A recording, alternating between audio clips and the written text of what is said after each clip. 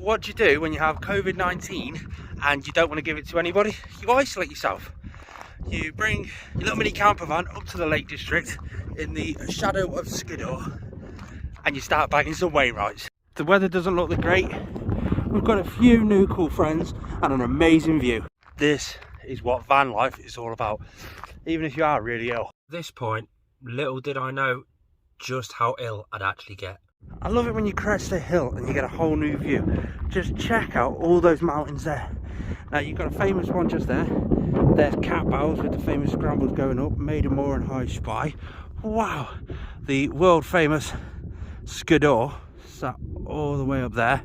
Oh, that path going up does look brutal. I'm hoping to do that tomorrow, depending how ill I am anyway. I mean, I'm not really bad. I've got a stuffy nose, I've lost my taste.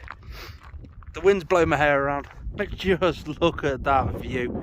The sun's not far off setting, I'm just blown away by that. The rain started to really come in, but just check this out. Like, what? And the top of this little crest of the hill is the summit. And there is the summit of Latrig, 368 metres above sea level. I think it's wainwright number 206. And that is only just one of about 6 wainwrights that we're actually going to be bagging in this little trip to the Lake District, including that one there that's in the clouds, Skiddaw. The path is just there, it's really steep, it's been haunting me since the whole walk up here, but that is the 4th highest mountain in England. We're also going to be bringing you along with the whole van life sort of journey, all the bits and bobs we do throughout this whole trip. That was a raindrop on the lens. Let's go back to the van, find somewhere with phone signal to park up so that we can get some work done. Oh, the rain started to really come down now. Just look at it. What? Right, let's go find somewhere to park up and make some food. This is where we chose, sort of around Keswick area. Lovely little spot. It is next to the road, but look at this. Oh, looks a bit brutal up there, but yes. I think that's Bath and Waite Reservoir, or Bath and Waite Water, Lake, whatever you call it in the Lake District. So the next morning, I feel rough. I got up to the Skiddaw car park and the weather's just saying it's not going to clear up for about an hour. You know what that means? Time for some breakfast. You may have seen Ridge Monkey doing the similar version to one of these, and it's dead expensive. NGT. It's a fishing brand one, and it does great, and it's exactly the same. Just half the price. I've got a toasty in there. Oh, let's take a little look. Oh, perfection. Oh, yes. Have this, have a load of water, take some medication, and then it should be time to get up the hill. And there's the van, and there's the mountain we're going up, and this is the gate we've got to go through. Let's go and climb Skiddaw and Little Man. Windier than the forecast said, but that's the path we've got to go on. There is no warm-up when you're walking up here. It's straight out. You've got about 100 yards of flatness, then straight onto the hill. The joy is, with every footstep up the hill you start to take, the views just keep improving and improving and improving. There's the start. Let's get up there, shall we? See, that may not look massively steep, but zigzag up, 0 to 700 metres above sea level in 1 mile. When they said it was steep, they weren't lying. Just look at that view with the sun just glistening on Cat Bowls. Wow. Then whilst admiring the view, without a drop of rain, look behind us, it's starting to look gloomy. Something tells me we're going to get a bit wet. From here on out in this whole entire video, you're going to hear the wind. You can see it going sideways there. It's absolutely brutal conditions. Let's see if we can actually make it to the top. And there's the cairn that tells me we're at the top of the big hill now. We've just got to keep walking flat for a bit. Run over to Little Man, back up to Skiddaw. The wind is strong. I'm fully in the clouds, just check this out. Down there is a lake, can't see it. Here's a little fun van life hack that I've only just thought about. Do you know when you leave your house you think, damn it, did I turn the oven off? Did I turn the cooker off? We still do that when we live in a van. There's the prime example of if you like climbing the mountains, to actually pay the premium on your OS Maps app. Go up to this piece here, you can go through the gate, go there. Lovely couple came along here, they just got the normal app, didn't they? They had no phone signal, so they couldn't see the actual map themselves. And they thought, what's what? Let them use my map, show them what's what. They ended up going up this way. But it's always worth just paying the extra £3 a month, just to get the premium version of the maps, download the maps, and then use them as signal. Especially when the weather's like this and gone cold, we're heading up to Little Man.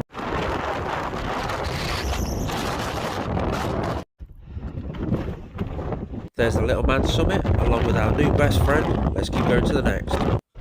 It's a bit wet and windy. I'm still loving it. Oh God, I'm ill. Last push now. Last push. It's just a plateau before the summit. Something's just happened. The wind has just dropped. It's got really bright and eerily silent.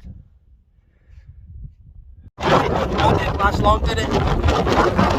The trig point, the summit, is slowly coming out of the clouds. We're nearly there! The fourth highest mountain. You can hear me, that is. I've got to touch the trig point, and then I've got to go touch the fancy trig point. Whoosh!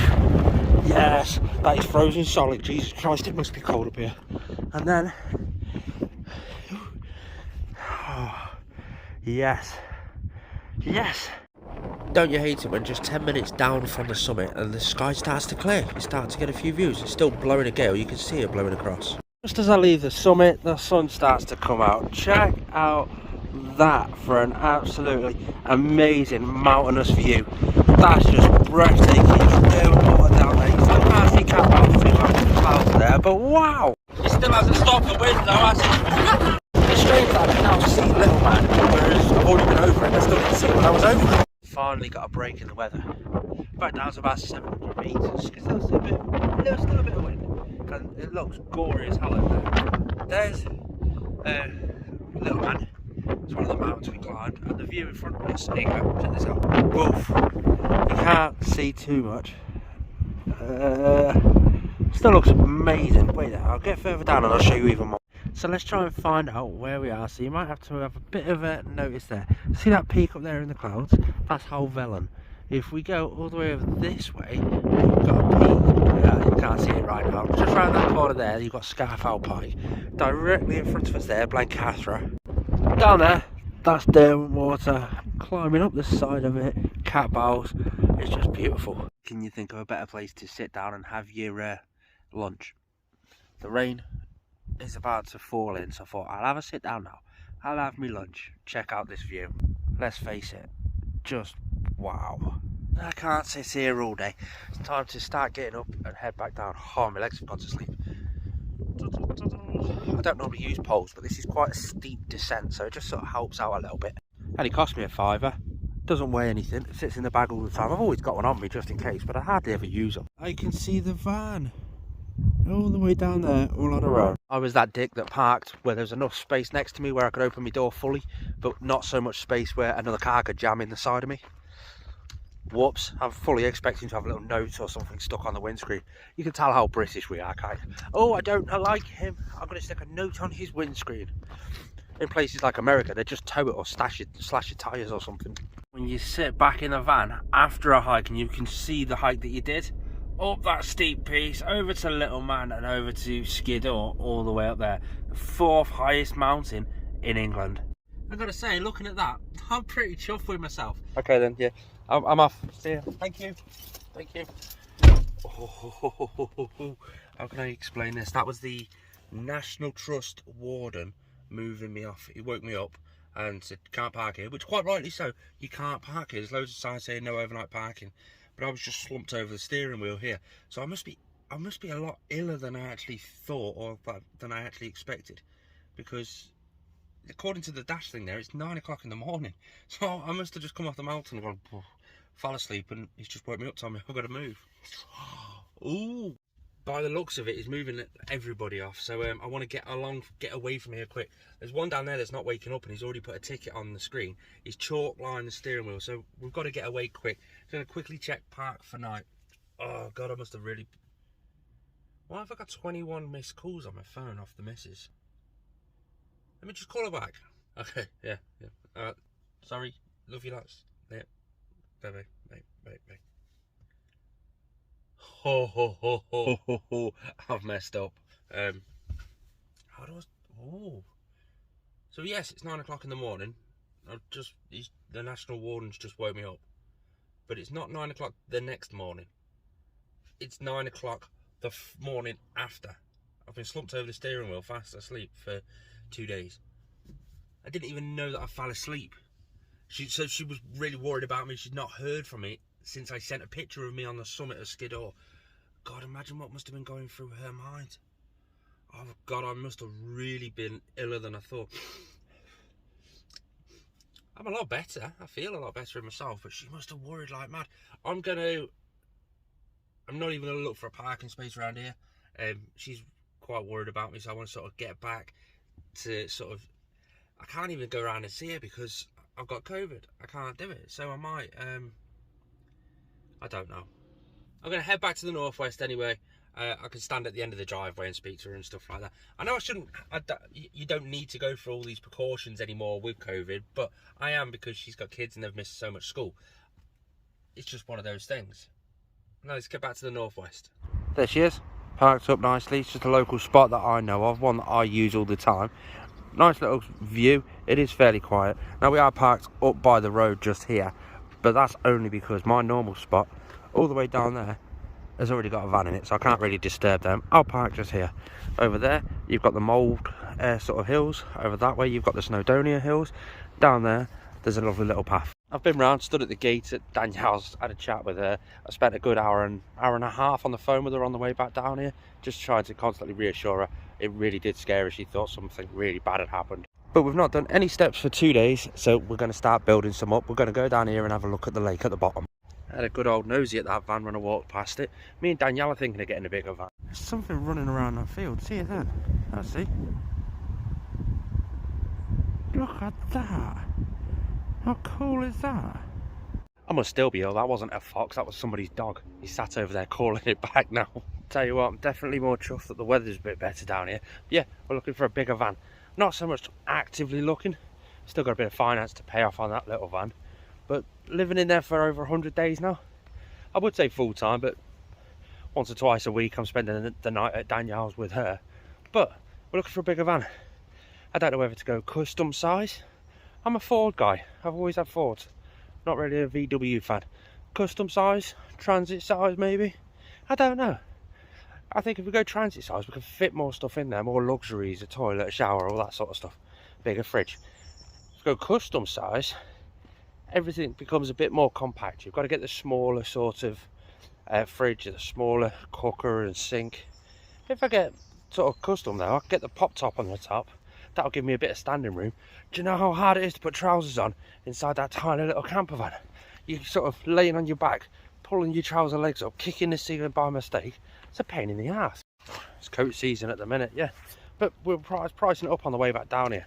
I can spend £13,000 on a 2018 middle mileage Transit Custom, one of the old British gas ones, because they're always reliable, or I can spend 36 grand on a custom that's already been converted into a camper van that's 4 years older and got 4 times as much mileage.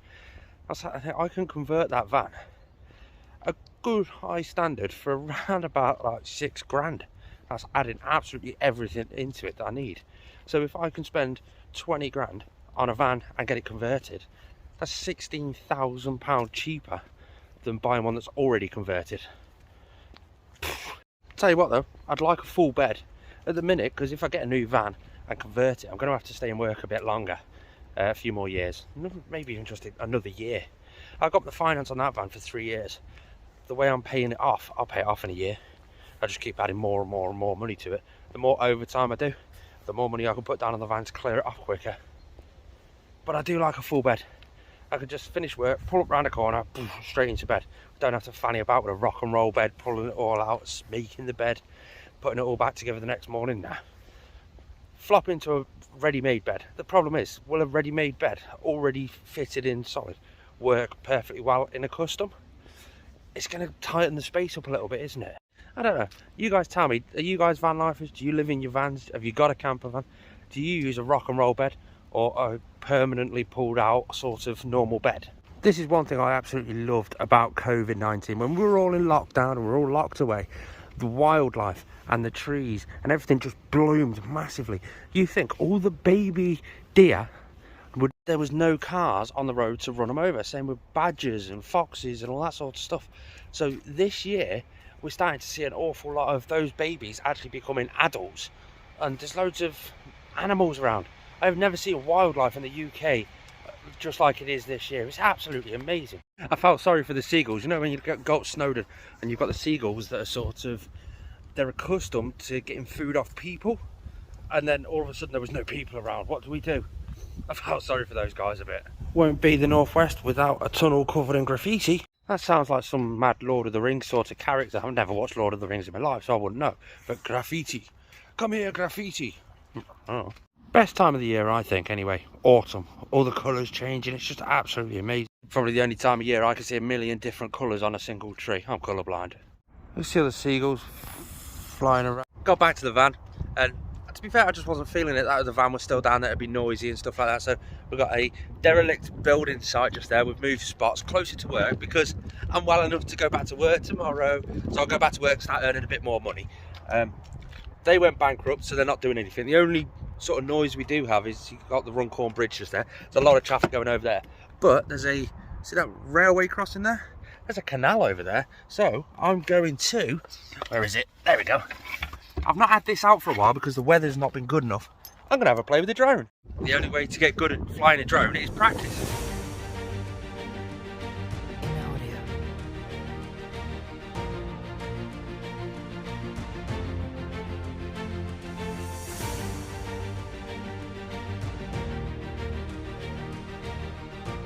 I don't know, I've got the toys, I just want to play with them. Granted, I think I should really invest in a proper camera rather than just using my phone and a GoPro for filming.